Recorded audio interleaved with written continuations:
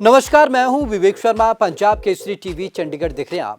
टाटा एक बार फिर से देश का सबसे बड़ा कारोबारी घराना बन गया है। उसने 6 महीने के अंदर अंबानी घराने को पीछे छोड़ दिया और ये हुआ है टीसीएस की वजह से। टाटा की टीसीएस कंपनी ने इतना भारी उछाल प्राप्त किया है कि उसने अंबानी समूह को बीते 6 महीनों से पछाड़ कर रख दिया है। चलिए आपको एक खास रिपोर्ट दिखाते हैं। टाटा फिर बना देश का सबसे बड़ा कारोबारी घराना। अंबानी से 6 महीने में ही छीना सबसे बड़े घराने का रुतबा। टीसीएस के शानदार प्रदर्शन के बदौलत टाटा समूह को मिला ये ताज। बाजार मूल्य के मामले में तीसरे स्थान पर खिसका रिलायंस समूह। पिछले साल जुलाई में टाटा समूह को पछाड़कर देश का सबसे बड़ा कारोबारी घराना बना रिलायंस समूह 6 महीने भी टॉप पर नहीं रह सका। बात यही नहीं है, मुकेश अंबानी के नेतृत्व वाला रिलायंस समूह बाजार मूल्य के मामले में अब तीसरे स्थान पर खिसक गया है। दूसरी ओर अपनी फ्लैगशिप कंपनी टीसीएस के शानदार प्रदर्शन के बदौलत टाटा समूह एक बार फिर से सबसे बड़ा कारोबारी घराना बन गया है। अंबानी ने ऐसे पछाड़ा था टाटा को। दरअसल जुलाई 2020 में टाटा ग्रुप की 17 सूचीबद्ध कंपनियों का कुल मार्केट कैप 11.32 लाख करोड़ रुपए था, जबकि रिलायंस का मार्केट कैप 13 लाख करोड़ रुपए के ऊपर पहुंच गया था। सितंबर तक रिलायंस के शेयर के भाव बढ़ते रहे और 16 सितंबर को रिलायंस का मार्केट कैप 16 लाख करोड़ के रिकॉर्ड स्तर को पार कर गया।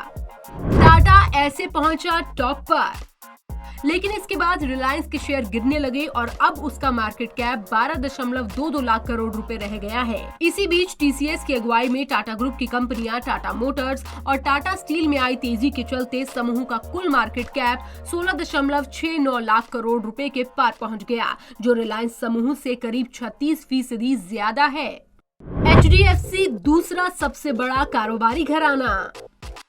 वहीं वित्तीय शेयरों में आई तेजी के चलते एचडीएफसी समूह देश का दूसरा सबसे बड़ा समूह बन गया है। हालांकि रिलायंस अब भी देश की सबसे बड़ी कंपनी बनी हुई है। उतार चढ़ाव के कारण टाटा टीसीएस ने कोरोना काल में कई बड़े सौदे किए, इससे कंपनी के शेयरों में रैली अब भी बरकरार है।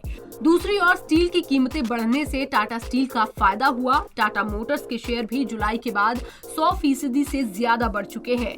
टाटा की 3 बड़ी कंपनियों टीसीएस, टाटा मोटर्स और टाटा स्टील में एक साथ शुरू हुई बढ़त से समूह तेजी से आगे बढ़ा है। वहीं पर एक के बाद एक नए निवेश से रिलायंस के शेयर वास्तविक वैल्यूएशन से महंगे हो गए थे।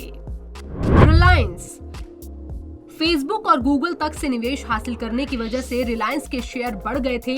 अब इसमें करेक्शन आ रहा है। अरामको सौदे पर सवालिया निशान से निवेशकों का सेंटीमेंट बिगड़ा है और ग्रुप के शेयर सितंबर के बाद 20% तक गिर चुके हैं।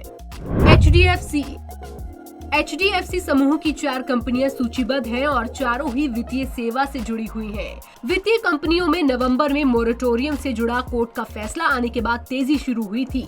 इस वजह से इस ग्रुप का कुल मार्केट कैप तेजी से बढ़ रहा है। पंजाब केसरी टीवी चंडीगढ़ के लिए ब्यूरो रिपोर्ट। मुकेश अंबानी के नेतृत्व वाला रिलायंस ग्रुप अब तीसरे नंबर पर खिसक गया है। तो लगातार अंबानी के लिए जो साल है अच्छी खबर लेकर नहीं आ रहा है। लगातार उनका जो रैंकिंग है वो गिरता जा रहा है और बिजनेस में जो बाजार की स्टेबिलिटी है उस पर रिलायंस को कहीं ना कहीं थोड़ा बहुत झटका लगता हुआ नजर आ रहा है। तो आज की इस खास रिपोर्ट में बस इतना ही। विवेक शर्मा को दीजिए इजाजत। नमस्कार।